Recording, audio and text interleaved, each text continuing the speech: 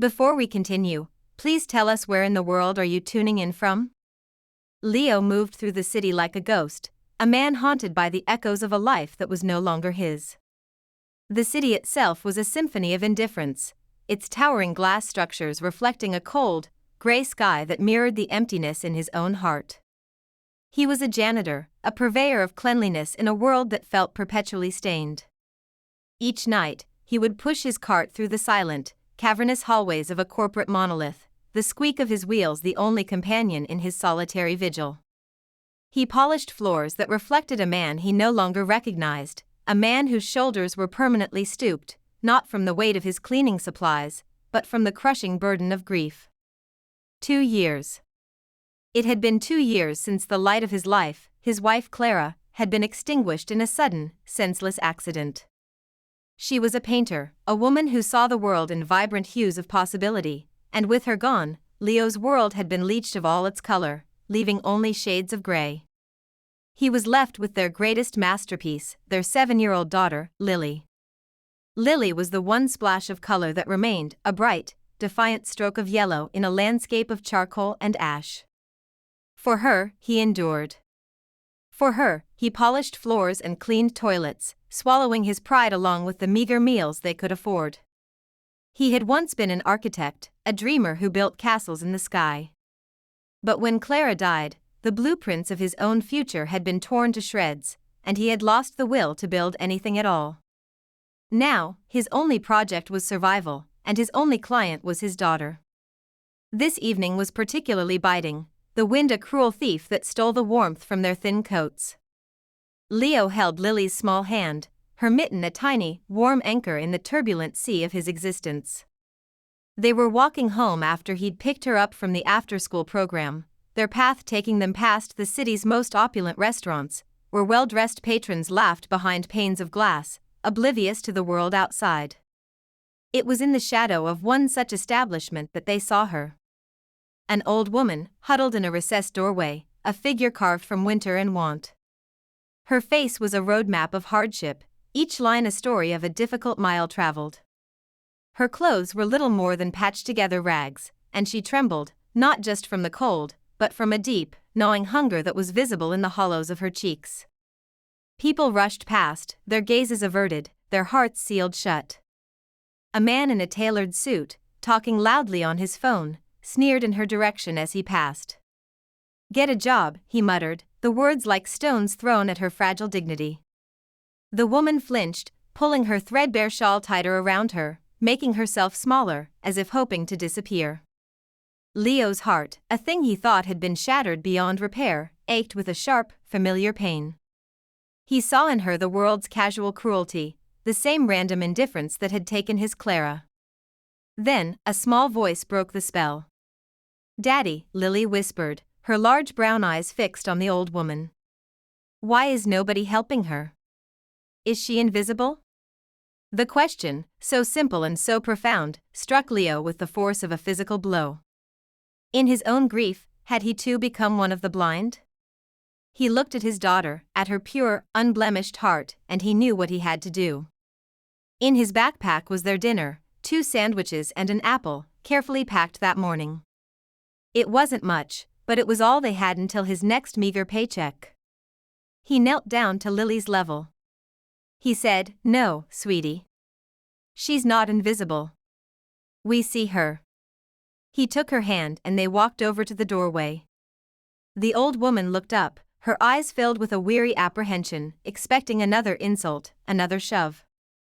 Instead, she saw a man with sadness in his eyes and a little girl with a world of compassion in hers. Leo gently opened his backpack and took out the small, plastic-wrapped parcel. He held it out to her. He said softly, "We don't have much. But please, take this. You need it more than we do." The old woman's hands trembled as she reached for the food. Her fingers brushed against his, and her skin was as cold as ice. A single tear traced a clean path down her weathered cheek. She didn't speak, she only nodded, her eyes communicating a depth of gratitude that words could never capture. As Leo and Lily walked away, hand in hand, the gnawing in Leo's stomach was nothing compared to the warmth spreading through his chest.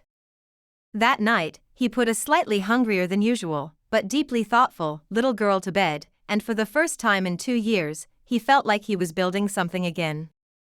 He was building a legacy of kindness for his daughter. The following morning, the image of the old woman was seared into Leo's mind. He had spent a restless night, the warmth of his small act of charity warring with the cold anxiety of his financial situation. He worried about her, out there in the unforgiving city. Had the sandwiches been enough? Where did she go when the bitter night fully descended? The questions looped in his thoughts as he prepared Lily for school, his movements automatic. He found himself scraping together the last of their oatmeal and a bit of milk, but instead of portioning it into 2 bowls, he poured the warm, steaming contents into his one sturdy thermos. He added a spoonful of the brown sugar he saved for special occasions, a small luxury that now felt like a necessity. After dropping Lily at school, he found himself retracing his steps from the night before, the thermos a warm weight in his hands, a tangible extension of his concern. He found her in the same doorway, a small, still bundle against the grimy brick. Her eyes were closed, and for a terrifying moment, he thought she was gone. He knelt beside her, his heart pounding, and gently touched her shoulder. Her eyes fluttered open, cloudy at first, then clearing with recognition as she saw his face. A faint, fragile smile touched her lips. "You came back," she whispered, her voice a dry rasp. "I brought you some breakfast," Leo said, his own voice thick with emotion. He unscrewed the lid of the thermos and the sweet, comforting scent of oatmeal filled the small space. He helped her sit up, her body surprisingly frail in his hands, and she cupped the warm container with trembling fingers, sipping the contents slowly, as if savoring a long-forgotten memory of warmth and care. He sat with her on the cold concrete, the city's frantic morning rush a world away from their quiet alcove. He didn't ask her name, nor did he ask how she had come to be here. The questions felt like an intrusion, a violation of the fragile trust being woven between them. Instead, he simply shared the silence, offering his presence as a shield against the world's indifference. After a while, she spoke, her voice gaining a little strength. "You have kind eyes," she said, looking at him intently. "They hold a great deal of sadness." The observation was so direct, so perceptive, it caught him off guard. He found himself nodding, the walls he had built around his heart beginning to crumble. "I lost my wife," he heard himself say, the words escaping before he could stop them. She was everything. The woman, whose name he still did not know, simply listened. She did not offer platitudes or empty reassurances. She offered him the rare gift of her full, undivided attention, her gaze a pool of deep empathy. He told her about Clara, about her laughter that sounded like wind chimes, about the way she would get paint on her nose when she was lost in her work. He spoke of the suffocating silence that now filled their small apartment, a silence he was terrified would swallow him whole. Later that day, after he'd finished his shift and picked up Lily, his daughter insisted they go back. She had spent her art time at school drawing, and she clutched a folded piece of paper in her hand. When they found the old woman, who seemed to be waiting for them, Lily proudly presented her gift. She unfolded the paper to reveal a crayon drawing. It was a picture of a smiling man, a little girl, and an old woman with kind eyes, all holding hands under a bright yellow sun. In the corner, Lily had painstakingly written their names: Daddy, Lily, friend. The old woman stared at the drawing, her breath catching in her throat. She traced the smiling crayon figures with a gnarled finger, and this time, the tears that fell were not of sorrow, but of something else, something that looked remarkably like hope. She looked from the drawing to Leo and Lily, her gaze lingering on the little girl.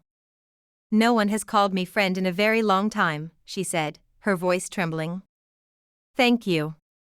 In that moment, a bond was forged, not of pity, but of a shared humanity, a recognition of the broken pieces in each other that somehow, together, seemed a little less jagged. Leo's quiet acts of compassion did not go unnoticed. The world, he was learning, had a way of observing even the most silent transactions of the heart. Unfortunately, the first person to take significant notice was Mr. Slate, the manager of the cleaning services company. Mr. Slate was a man whose soul had been calcified by spreadsheets and profit margins. He saw people not as individuals, but as assets or liabilities, and his compassion was a resource he had deemed too costly to deploy. He was a man with a perpetually sour expression, as if he'd just bitten into a lemon, and his presence could curdle the air in a room. He had seen Leo the night he'd given away his dinner. He'd been leaving the office late and had watched from the tinted window of his luxury sedan, a smirk of derision on his face. To him, it was not an act of kindness, but an act of foolishness, a confirmation of Leo's low station in life. Weakness.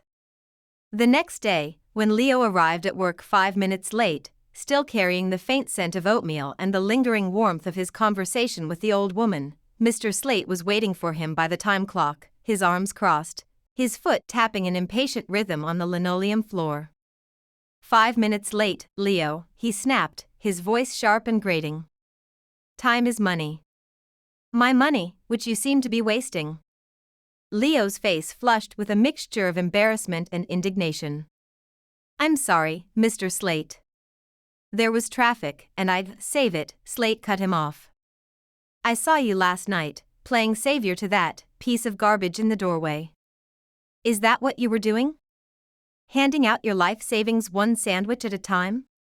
The contempt in his voice was a physical thing, thick and suffocating. Leo clenched his fists at his sides, his knuckles turning white. He wanted to defend his actions, to explain the simple human decency that had motivated him, but he knew it would be pointless. Explaining kindness to Mr. Slate would be like describing color to a man born blind. He needed this job. Lily needed this job. So he swallowed his anger and his pride. It won't happen again, sir, he said, his voice quiet but steady. Mr. Slate seemed to enjoy his authority, his power to make another man feel small. See that it doesn't, he sneered. And I'm docking you an hour's pay for the lateness. Maybe that'll teach you to manage your time better instead of wasting it on lost causes. He turned and walked away, leaving Leo standing by the time clock, the weight of the injustice settling upon him. The docked pay was a significant blow. It meant choosing between a full tank of gas to get to work or a full carton of milk for Lily's cereal. The anxiety was a cold knot in his stomach. For a fleeting moment, he questioned himself. Was Mr. Slate right? Was he a fool for trying to help? He thought of Lily's drawing, of the old woman's grateful tears, of the feeling of connection in that cold, lonely doorway. He thought of his wife, Clara, who believed that the greatest art was a life lived with an open heart. And his resolve hardened.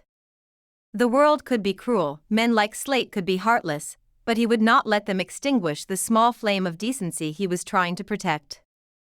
He would not fail the man Clara had loved, and he would not fail the father Lily looked up to. His poverty was a circumstance, but his character was a choice. And he chose kindness, no matter the cost. He clocked in, the punch of the machine sounding like a gavel, a judgment passed. But as he began his work, pushing his cart into the echoing darkness, he felt a strange sense of peace. He had been tested, and he had not broken. The threat from Mr. Slate hung in the air like a perpetual storm cloud, but it did not deter Leo. In fact, the manager's cruelty had the opposite effect, it solidified Leo's commitment. His daily visits to the old woman, whose name he had learned was Alara, became a quiet act of rebellion, a small but significant stand against the world's indifference. Every afternoon, he and Lily would seek her out, their small trinity a pocket of warmth in the sprawling, cold city. They brought her what little they could spare, a pair of thick socks Leo had found in a lost and found bin, a steaming cup of broth, a brightly colored scarf Lily had picked out at a thrift store with her own pocket money. But more than these small material comforts, they brought her their time. They brought her conversation. They brought her the invaluable gift of being seen. As the days turned into a week, Alara began to share more of herself, though her stories remained veiled in metaphor and allegory. She never spoke of a company or of wealth, but she spoke of a grand, beautiful house that had become a prison of silence. The walls were made of the finest marble, she'd say, her gaze distant, but they were cold to the touch. The rooms were filled with priceless objects, but the air was empty of laughter. She spoke of a garden she had once tended, a place of vibrant life, that had been paved over by her children to make room for more, for bigger, for colder things. Leo, who had once designed homes meant to be filled with love and life, understood her language perfectly. He spoke of his own grief not as a wound, but as a silent, empty room in his heart, a room that used to be filled with Clara's art and music. He talked about how, after her death, he'd packed away his own blueprints and drafting tools, feeling that the architecture of his own life had collapsed. It's hard to build for others when your own foundation has crumbled, he admitted, the confession costing him a great deal. Elara would nod, her ancient eyes filled with a profound understanding. But sometimes, she replied softly, the foundation isn't gone. It's just buried, waiting for someone to help clear the rubble. Their conversations became a form of mutual healing.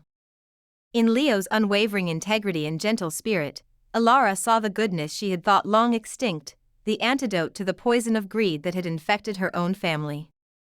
She had set out on her strange pilgrimage expecting to confirm her bleakest views of humanity, but instead, she had found a janitor and his daughter who were richer in spirit than any magnate she had ever known. In Elara's quiet wisdom and resilient grace, Leo found a semblance of the maternal strength he had lost when his own mother passed years ago. She listened without judgment, offering not solutions, but perspective. She saw beyond the janitor's uniform to the soul of the architect beneath, the dreamer who had been forced into hiding. She saw his potential, the magnificent structures still waiting to be built within him. Lily, as always, was the heart of their small circle. Oblivious to the adult complexities of grief and disillusionment, she simply loved Elara. She would sit beside the old woman, chattering away about her day at school, about the book she was reading, or about the funny shape of a cloud in the sky. She'd lean her head on Elara's shoulder, a gesture of complete and unconditional trust. One afternoon, Lily asked Elara, "Do you have any kids?" Elara's face clouded over for a moment, a flicker of deep pain crossing her features. She looked at Leo, then back at the little girl. "I did," she said, her voice barely a whisper. "But they got lost. They forgot the way home to my heart." Lily's brow furrowed in concentration. Then she said, with the simple, irrefutable logic of a 7-year-old, "Then we should draw them a map." She pulled out a crayon and a napkin and began to draw, and in that moment, the last of the ice around Elara's heart finally, irrevocably, began to melt. She wasn't just an object of charity to them, she was family. A found family. The delicate balance of Leo's life, his secret kindness and his precarious employment, was destined to shatter. The universe, it seems, often demands a moment of total darkness before it reveals the dawn.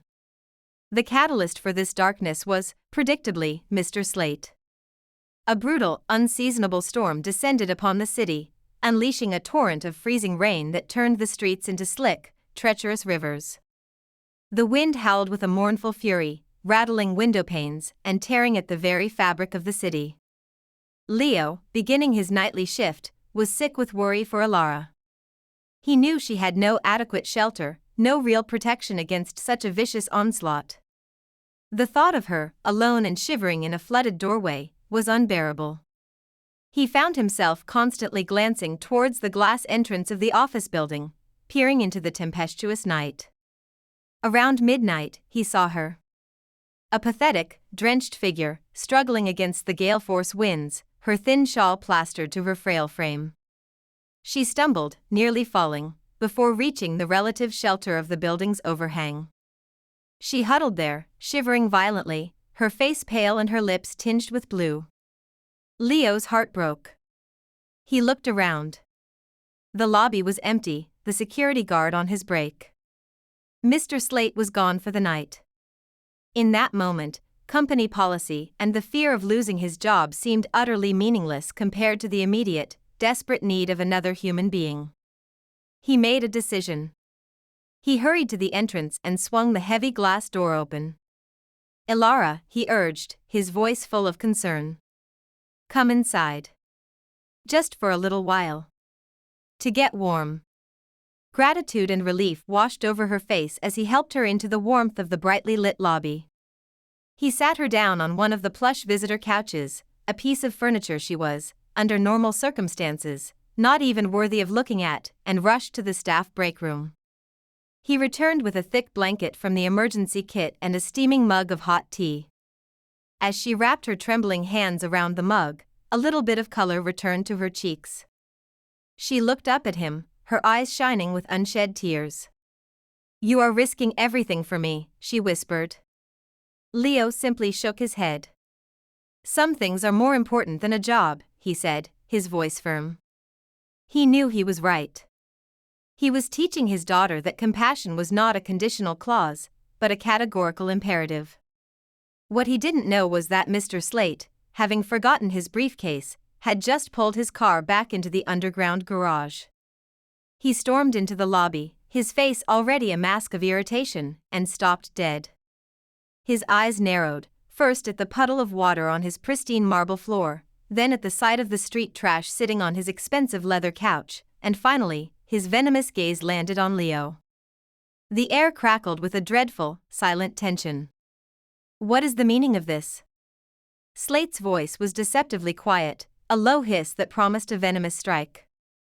Leo stood up, placing himself protectively between Slate and Alara.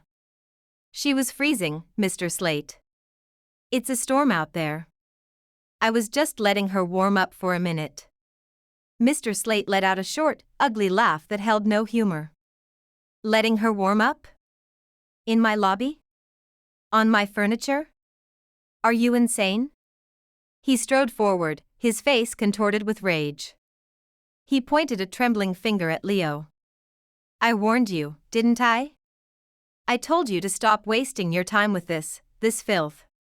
He then turned his fury on Alara. "And you. Get out of here, you wretched old bag." But it was his final act of cruelty that sealed his fate. He grabbed Alara's thin arm, his fingers digging into her flesh, and began to forcefully pull her towards the door.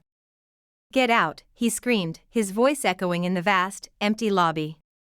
"And you," he snarled, turning back to Leo, "you're fired. Clean out your locker. I want you gone in 5 minutes. Take your stray with you." He shoved Alara roughly towards the doors, which swung open to reveal the howling, rain-swept darkness. In that moment, Leo felt the floor drop out from under him. He had lost everything. His job. His income. His ability to provide for Lily. He had failed. The world had punished him for his kindness, and the darkness was absolute. Defeat was a cold, heavy cloak. Leo stood motionless in the opulent lobby, the angry echo of Mr. Slate's words still ringing in his ears. The warmth and light of the building felt like a mockery as he watched the automatic doors slide shut, plunging Alara back into the tempest. A profound sense of failure washed over him, so powerful it threatened to drown him. He had tried to do the right thing, to live by the values he hoped to instill in his daughter, and his reward was ruin. He had stood up to cruelty and been crushed for it. For a moment, despair was a physical weight on his chest, making it hard to breathe. Then, instinct took over. He couldn't leave her out there. He grabbed his worn jacket from the janitor's closet, not even bothering with the contents of his locker, and rushed out into the storm. He found Alara huddled against the wall, not just shivering from the cold, but trembling from the shock and humiliation of the assault. He wrapped his own jacket around her frail shoulders, offering what little warmth he had left. Rain plastered his thin shirt to his skin, but he barely felt the cold. All he felt was a hollow ache of powerlessness. "I'm so sorry, Alara," he said, his voice thick with shame and despair. "I'm so sorry. I've lost my job. I don't know what I'm going to do." Lily's face flashed in his mind, her trusting smile, her unwavering belief in him. How could he face her now? How could he tell her that her father, her hero, was a failure? He stood beside Alara in the driving rain, a man stripped bare of his pride and his prospects, sharing a moment of absolute rock bottom with the old woman he had tried to save. But then, something shifted. Elara, who had been hunched over, seemed to straighten. She shrugged off the jacket for a moment and looked at him, and the look in her eyes was one he had never seen before. The frailty was gone. The weary sadness had been replaced by a blazing, formidable fire. It was the look of a queen who had been momentarily mistaken for a peasant, and whose patience had just run out. "This is not the end, Leo," she said, and her voice was no longer the reedy whisper of a destitute woman. It was clear, resonant, and imbued with an unshakable authority that cut through the howl of the wind. "It is the beginning." Leo stared at her, confused by the sudden transformation. The woman before him seemed to have grown in stature, her presence radiating a power that was utterly at odds with her ragged appearance. She reached into a hidden pocket within her layers of tattered clothing and pulled out an object that seemed impossibly out of place, an old, cheap-looking flip phone, the kind that hadn't been common in over a decade. With surprising dexterity, her fingers, no longer trembling, flipped it open and dialed a single number from memory. She held the phone to her ear. There was a pause, and then she spoke a single, clipped sentence into the receiver, her tone one of absolute, unquestionable command. "Bring the car. Now. Main entrance." She snapped the phone shut and slipped it back into her pocket. Leo was utterly bewildered. "The car," he stammered. "Who were you calling?" Elara simply offered him a small, enigmatic smile. "A friend," she said, echoing Lily's word from the crayon drawing.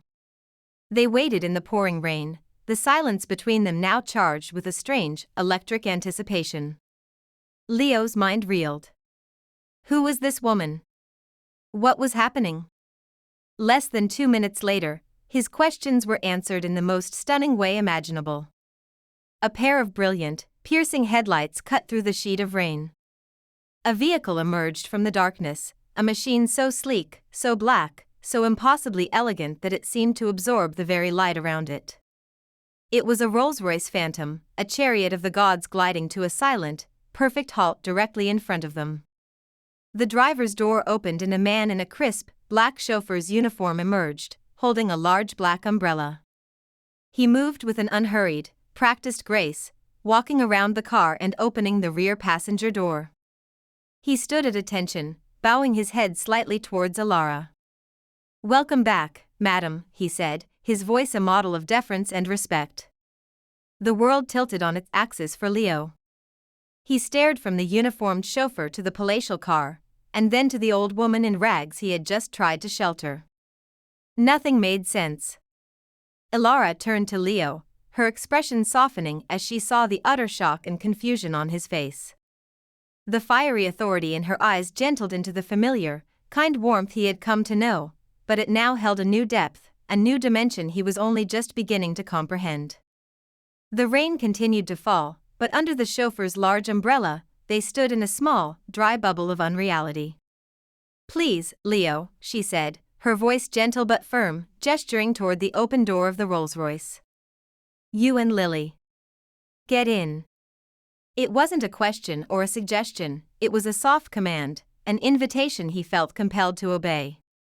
Numbly, he helped her into the cavernous, cream-colored leather interior of the car, the scent of wealth, a subtle mix of aged wood and expensive perfume, a stark contrast to the smell of rain and wet pavement.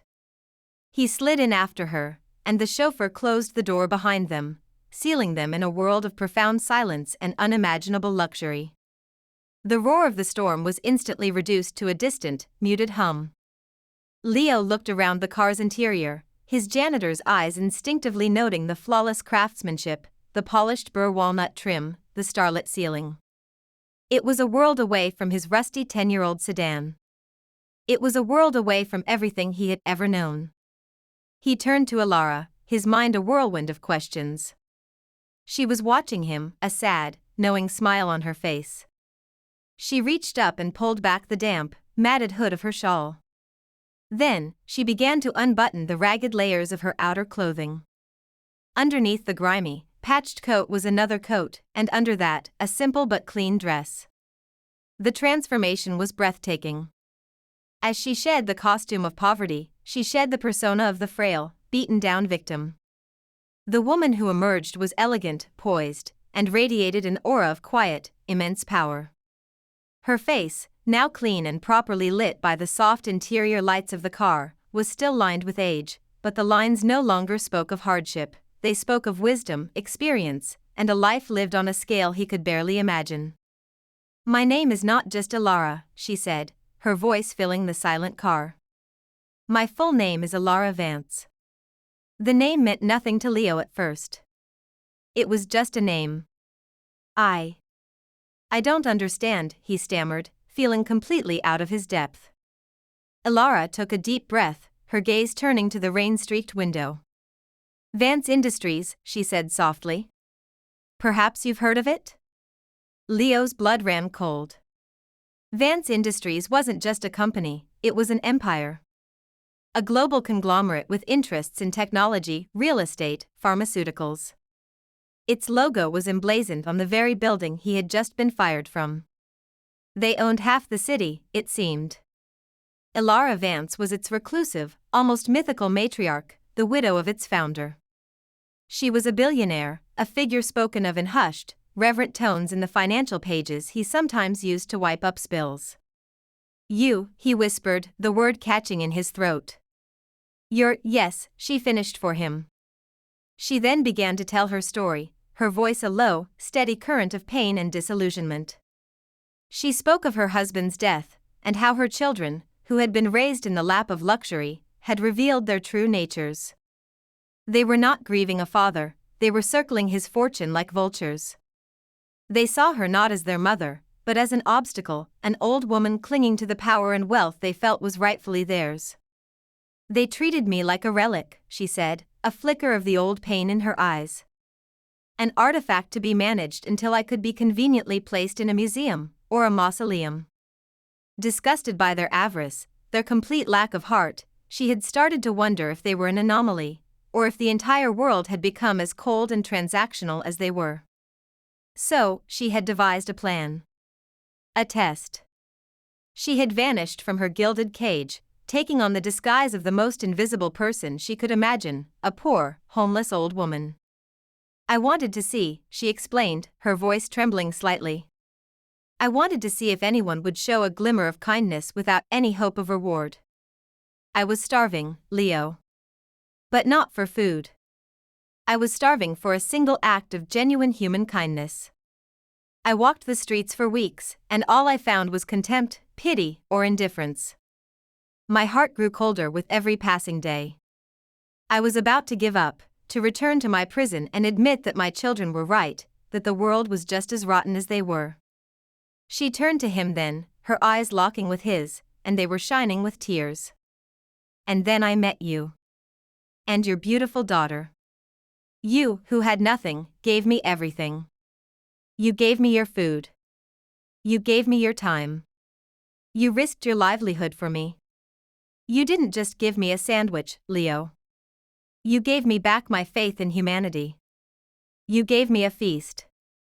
In the silent, luxurious car, surrounded by the trappings of unimaginable wealth, Leo finally understood. The secret wasn't about the money. The secret was about a desperate, lonely soul searching for a reason to believe again, and finding it in the heart of a poor janitor and his little girl. The following morning was not a return to the gray, anxious reality Leo had known. It was the dawn of an entirely new world.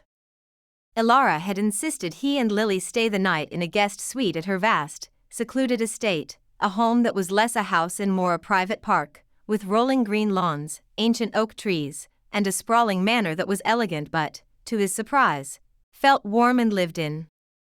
Lily had been in awe, her eyes wide as saucers, treating the entire experience as a grand fairy tale she was now living in. For Leo, it was a dream he was terrified to wake from. After a breakfast served in a sun-drenched conservatory, a meal more lavish than any he had ever seen, Ilara, now dressed in a simple but exquisitely tailored navy blue suit, looked at Leo with that same steely resolve he had seen in the rain. "There is some business I must attend to this morning," she said. "I would like you to come with me." An hour later, Leo found himself standing once again in front of the corporate monolith where he had so recently mopped floors.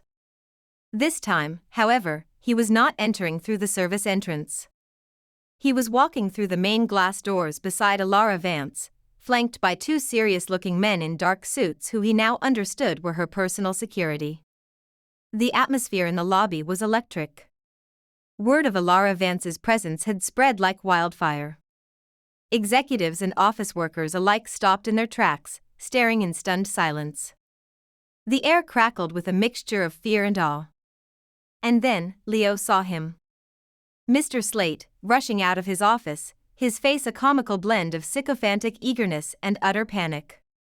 He had clearly been alerted that the supreme commander of their corporate universe had arrived unannounced. He hurried towards them, a greasy, false smile plastered on his face. "Madam Vance," he exclaimed, his voice obsequious. "What an unexpected honor. Had I known you were coming, I would have prepared a proper welcome." His eyes flickered nervously towards Leo, a flicker of confusion and dawning horror in their depths.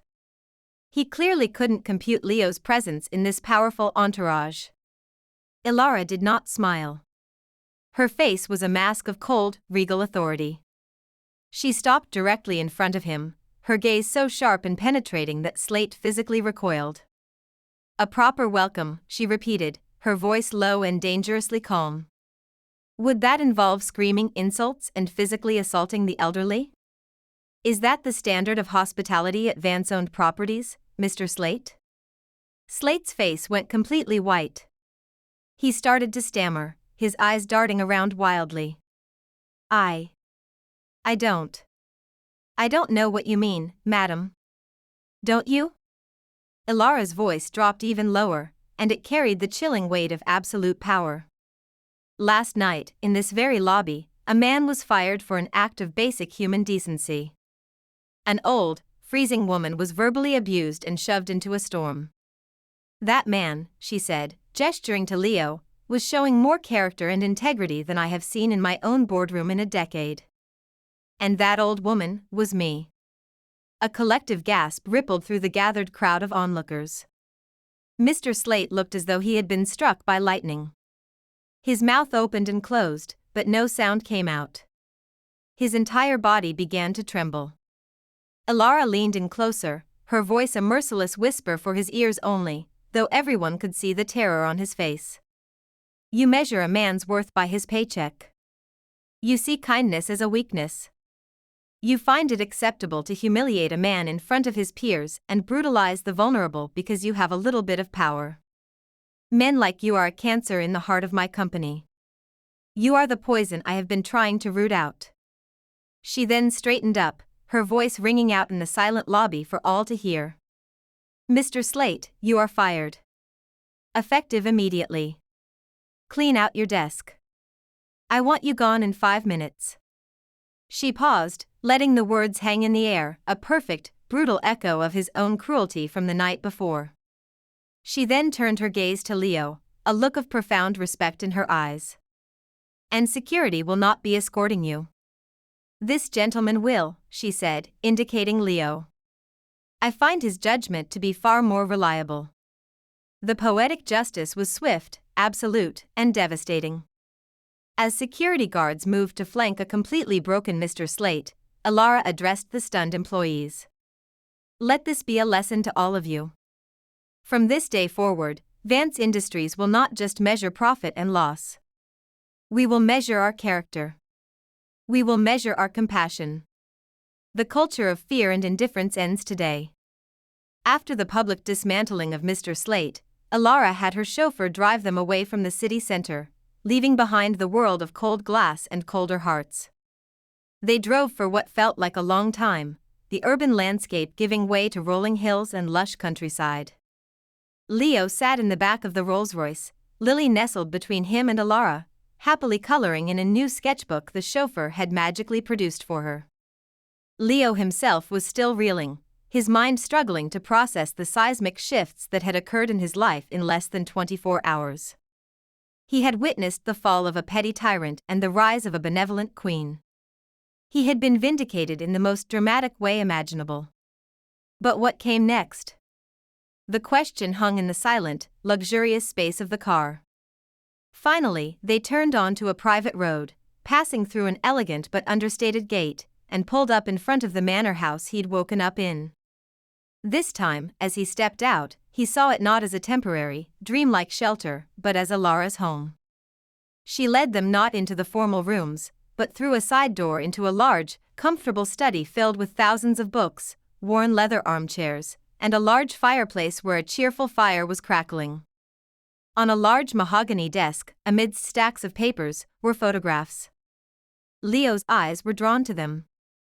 They were pictures of a younger Alara with a kind-faced man, her late husband, he presumed, and 2 children who grew into sharp-suited, smiling adults in later photos. The smiles, he now saw, didn't quite reach their eyes. Alara noticed his gaze. "That was before they forgot the map to my heart," she said softly, a statement that now carried the full weight of its meaning. She then turned to him, her expression serious but kind. "Leo, what you did for me, it was more than just an act of kindness. You saved me. You saved me from a bitterness that was about to consume me whole. You reminded me what my husband and I built this company for in the first place, not just to accumulate wealth, but to build a better world. I have lost my way. You have helped me find the path again." She walked over to a large drafting table in the corner of the room, a space that was dusty and unused. She ran her hand over its surface. "This was my husband's," she said. "He was an engineer. A builder. Like you." Leo's heart skipped a beat. "How did you know?" he asked, his voice a whisper. Alara smiled. "I listen, Leo. You told me your foundation had crumbled. You spoke the language of a builder. I had my people look into your past. I know you were one of the most promising young architects at Peterson and Shaw before you stopped." The mention of his old life, his abandoned dream, sent a pang through him. It was a ghost he had tried to bury for 2 long years. "I want to give you more than just my gratitude, Leo," Alara continued, her voice resonating with purpose. "Gratitude is a feeling. I want to offer you a purpose. I am starting a new philanthropic arm of the company. The Vance Foundation for a Second Chance. Its mission will be to combat homelessness, to build shelters, to fund job training programs, to give people the tools they need to rebuild their lives. It will be a foundation built on the principle of compassion you showed me." She paused, her eyes locking onto his. "I don't want you to work for it, Leo. I want you to run it. I want you to be its director." Leo was speechless. The offer was so immense, so far beyond the scope of his wildest imagination, that he couldn't form a coherent thought. Director of a foundation? Him? The janitor? Alara wasn't finished. "And I remember your hidden talent," she said, a twinkle in her eye. "I don't just want you to manage it. I want you to build it. Literally. You will design the shelters. You will design the community centers. You will create spaces that don't just house people, but heal them. You will use your gift to rebuild lives, just as you helped to rebuild mine." She named a salary that made his head spin, a figure with more zeros than he had ever seen in one place. She told him there was a guest house on the estate, a beautiful, sun-filled cottage by a lake, that would be his and Lily's, for as long as they wanted. She told him Lily's education, through to any university in the world, would be fully funded. It wasn't just a job offer. It was a life. A new blueprint, handed to him by the most unlikely of angels. Tears welled in Leo's eyes as he looked at this incredible woman, and then at his daughter, who was humming to herself as she drew, completely unaware that her entire world had just been rebuilt from the ground up. He had given a stranger his last sandwich, and in return, she was giving him back his future. The months that followed were a renaissance for Leo. He moved with Lily into the lakeside cottage on Alara's estate, a home filled with light and the scent of pine trees and blooming flowers. The constant, gnawing anxiety that had been his companion for 2 years began to recede, replaced by a quiet, steady sense of purpose. Waking up was no longer a chore, but an opportunity. He threw himself into his new role with a passion he thought he had lost forever. The dusty drafting table in Alara's study was moved into his new home office, and for the first time since Clara's death, he sharpened his pencils, unrolled clean white sheets of paper, and began to draw. His hands, once calloused from pushing a mop, now moved with the confident, fluid grace of the artist and architect he had always been. He didn't just design buildings, he designed sanctuaries. His plans for the first Second Chance shelter were revolutionary. It wasn't a stark, institutional warehouse, but a place of dignity and beauty. He designed rooms with large windows to let in natural light, a central courtyard with a garden where residents could grow their own food, a library filled with books, and a workshop where they could learn new skills. Every line he drew was infused with the empathy he had learned in his own dark times. He remembered the feeling of being invisible, and he designed a place where everyone would be seen. Alara was his constant partner, his mentor, and his most ardent supporter. She gave him complete autonomy, her trust in him absolute. They would spend hours poring over blueprints, debating the merits of a particular design, their partnership a seamless blend of his creative vision and her practical wisdom. She watched him come back to life, the stoop in his shoulders disappearing, the light returning to his eyes, and she knew her investment had paid off in ways no stock market could ever measure. They had become a family. Alara, who had been starved of genuine affection, blossomed in her new role as a surrogate grandmother. She taught Lily how to play chess and how to identify constellations in the night sky. She would attend Lily's school plays, sitting in the front row, her face beaming with a pride more authentic than any she had ever felt for her own children's corporate achievements. Lily, in turn, adored Alara, filling the grand manor with a laughter and joy it had not known in decades. Leo and Alara's relationship was one of deep, platonic love and mutual respect. They were two broken souls who had found in each other the missing pieces to make themselves whole again. He had given her hope, she had given him a future. One bright, sunny afternoon, a year after their fateful meeting, they all stood together on a construction site in the heart of the city. It was the dedication ceremony for the Foundation's first completed project, a beautiful, welcoming shelter for homeless families. A crowd had gathered, city officials, journalists, and the Foundation's new staff. Alara spoke first, her voice clear and strong, telling the story of how the Foundation was born from a single act of kindness in a cold doorway. Then, she called Leo to the podium. He stood before the crowd, not as a janitor, but as the man he was always meant to be. He was no longer a ghost, he was a builder. He spoke of second chances, of the power of compassion, and of the importance of seeing the humanity in every single person. This building is more than just brick and mortar, he said, his voice filled with emotion. It is a testament to the idea that no one is a lost cause, that every life is worth rebuilding. He then unveiled the plaque at the entrance. It read, "The Clara Vance Center. In loving memory of a woman who saw the world in color and taught us to build with an open heart." Tears streamed down Leo's face as he looked at the name, a tribute to the two women who had shaped his life, the one who gave him love, and the one who gave him back his purpose. Standing together, Leo, the builder who had found his calling, Lily, the moral compass who had started it all, and Alara, the matriarch who had discovered that true wealth was a currency of the heart. They were a portrait of a found family, a testament to the extraordinary power of a simple, selfless act. Their story reminds us that the world can often feel cold and indifferent. It's easy to walk past suffering, to avert our eyes, to believe that our small actions cannot possibly make a difference. But Leo's story teaches us a profound and beautiful lesson. It teaches us that kindness is never wasted. It is a seed, and we never know when or where it will grow into a mighty tree, offering shelter to those we never expected. One sandwich, one cup of soup, one moment of seeing someone in their moment of need, these are not small things. They are everything. They are the threads that stitch the fabric of our shared humanity back together when it has been torn apart by greed and selfishness. True poverty is not a lack of money, it is a lack of compassion. True wealth is not found in a bank account, it is found in the richness of a life lived for others.